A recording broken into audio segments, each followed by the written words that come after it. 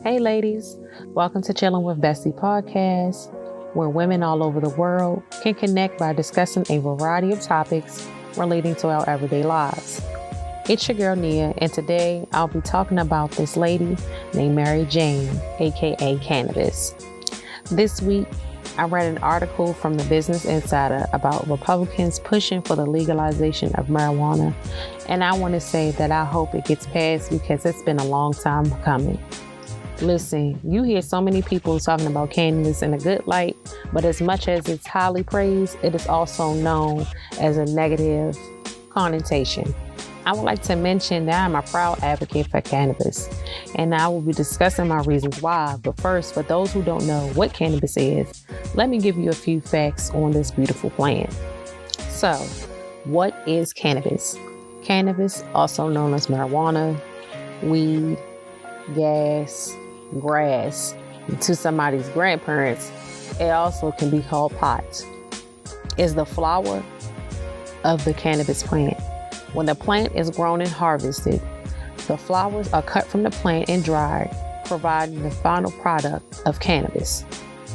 There are 3 popular groups or types, depending on how you want to categorize it, of each cannabis plant that it can fit into, which is an indica, aka in the couch, sativa, aka active and focused, and the last but not least, hybrid, which is a mix of both worlds, both indica and sativa. Cannabis has not been trending in the past couple of years. This beautiful plant has been around for centuries, and for the same reasons we use it for today: food, medicine, recreation, and more. The flower is not the only useful part either.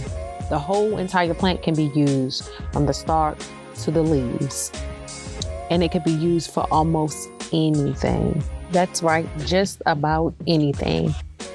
There are many different types of cannabinoids in the cannabis plant. However, in today's society, the most popular cannabinoid, a compound which is found in cannabis plants, is the THC, aka tetrahydrocannabinol, which is the compound that is responsible for the quote-unquote high feeling.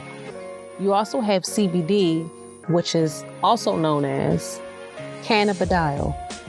And this particular part of the cannabis plant is used in holistic medicines, and medical practices, which are used for they're used for an alternative to prescription medications.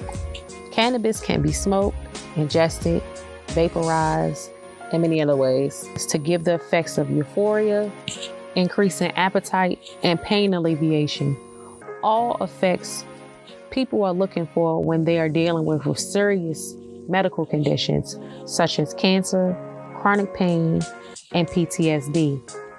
I am definitely for cannabis being an alternative to prescription medications and also being legalized in the USA.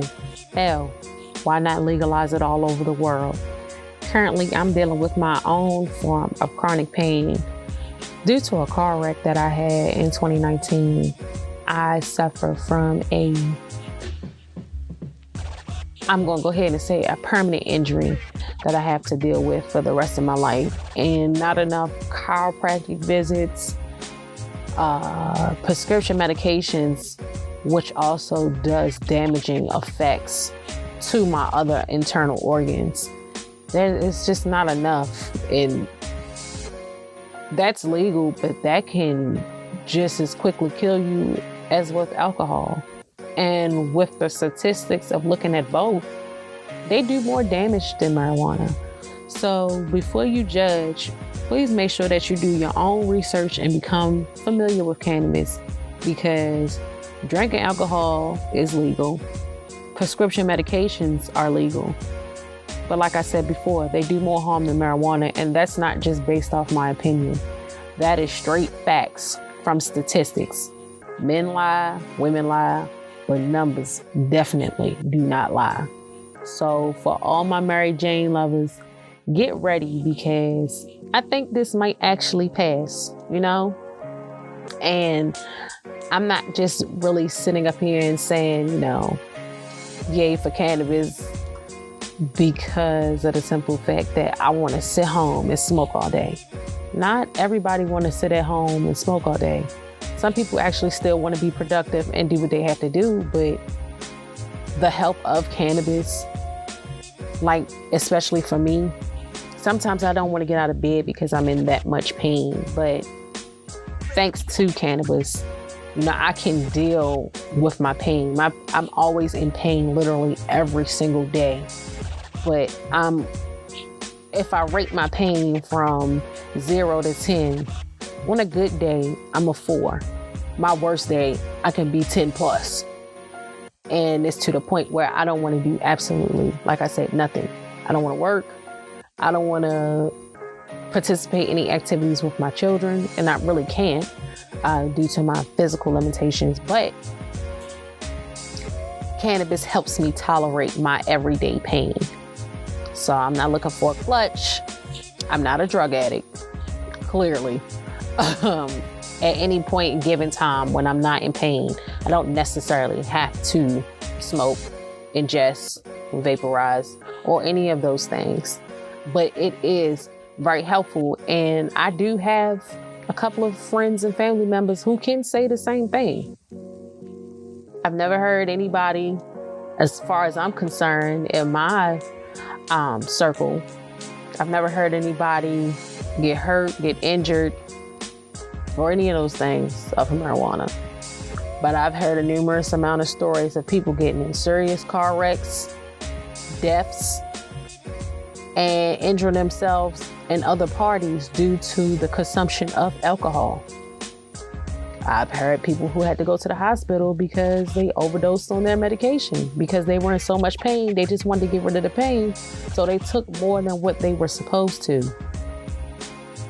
Not saying that there's no such thing as, well, I'm going to say it's, to me, I don't think it's a such thing as an overdose on marijuana. Except for when you ingest it. I think that's probably the only time. But smoking it, I don't really think there's really a such thing as overdosing. So, yeah. Unfortunately, I live in a red state where we're listed as quote unquote mixed legal status, but only CBD oil can be used, which is still great because it does have great benefits of using CBD oil, especially in a topical applications like creams. I have a grandmother who uses it because she has really bad arthritis, like to the point where she cannot get out of bed. But it really helps with her. She doesn't live here in Kentucky, but where she does reside, it is legal. But she doesn't use, like I said, she doesn't use THC. She just uses the CBD, a topical application. I'm not gonna lie, the pain that I have, that a topical cream application, that don't do nothing for the pain I have. Like I said, it's helped my grandmother, but we are two different people, 2 different ages, and had two different experiences in life. And I'm pretty sure she was in the car wreck like I was and feeling as bad as I was. I'm pretty sure it might not be as helpful as the THC cannabinoid that is also found in, and I hate to say I hate to say marijuana, so I usually just say cannabis, because it just gives it has a history of having a negative connotation. Watching so many movies, hearing my parents saying it was bad and everything like that, it's just, it puts it in a bad light. But at the end of the day, just like everything else, it is a very helpful medicinal plant. Okay? So if you're returning to Chillin with Bestie Podcast, again, thank you so much, because you can be listening to anyone else, but you're here listening to me. If you're new, welcome. And I hope you continue to listen to Chillin with Bestie Podcast each and every Wednesday at 7 p.m. Eastern Standard Time on Spotify, Anchor, and or YouTube. Like, comment, subscribe, and share if you would like to. And if you want to follow me on Instagram, my name is your_new_bestie_Nia. Again, that's your underscore Nia. Sorry, no, that's not right. It's your underscore new underscore bestie underscore Nia. Also, if you have any questions on today's topic or any topics that I've had previously in the last 7 episodes, or if you have a topic that you would like to hear me discuss, you can always place it in the comments at any one of my platforms, or you can also send me an email at yourbestienia@gmail.com. Again, that's yourbestienia@gmail.com. Like I said, besties, make sure that you actually do your research. Don't just judge a book by its cover because you've seen How High, or if you've seen Scary Movie, or if you've seen any of the Cheech and Chong movies. I love them, by the way. But don't just see it as, everybody wants to just smoke weed, get high, just laugh and eat up everything and don't want to do anything all day long. No, that's for some folks, but that's not for a lot. To me, cannabis is relief. It is definitely relief from pain that I've been dealing with for the past going on 3 years. I've been dealing with the same pain going on 3 years. And my doctor told me, all in a nutshell, that unless I undergo surgery, and I do not agree with surgery on any part of the spinal cord at all. So I won't be doing that. But my injury is to the point where if I can't get any kind of relief from chiropractic care or pain management, that surgery will be the next move. And I don't want to do any of those. I don't want to be on medication where there's a slight chance I could be addicted, or, well, I can't even say that because I hate taking pain pills, but I also don't want to, I don't want to be forced to take pain pills for the rest of my life. And while it's quote unquote putting a Band-Aid on one thing, it's messing up something else. And that's with all medication, not the rant, but that is, it really is all medication. I don't care if you take aspirin, any NSAIDs, and that includes acetaminophen, aka Tylenol, or if you take